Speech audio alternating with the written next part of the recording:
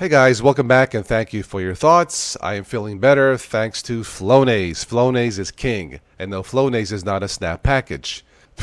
Sorry, I have to laugh. It is the best medicine, right? Ubuntu news. Per Canonical's distribution agreement with Mozilla, they make Firefox, we're making the Snap package, the default installation of Firefox on desktop ISO, starting with Ubuntu 21.10, which is going to be released, next month. I just realized, where does the time go? All right, a quick thoughts here. Snaps versus non-snaps versus Flatpaks.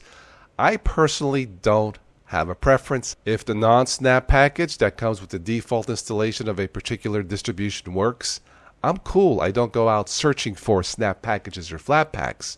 In some cases, I have to use a snap. For example, in VLC, sometimes VLC will freeze playing a DVD of my favorite TV show, Burn Notice. The snap package works perfectly.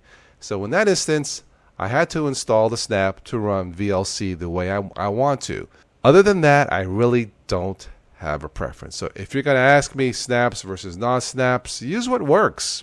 Make life easier. So that's it for this one. Looking forward to the next release of Ubuntu featuring the snap package of Firefox. Okay, well that's not true. I'm not really looking forward just for that, but it is something new coming next month from Ubuntu, so I will take a look at it. Why not?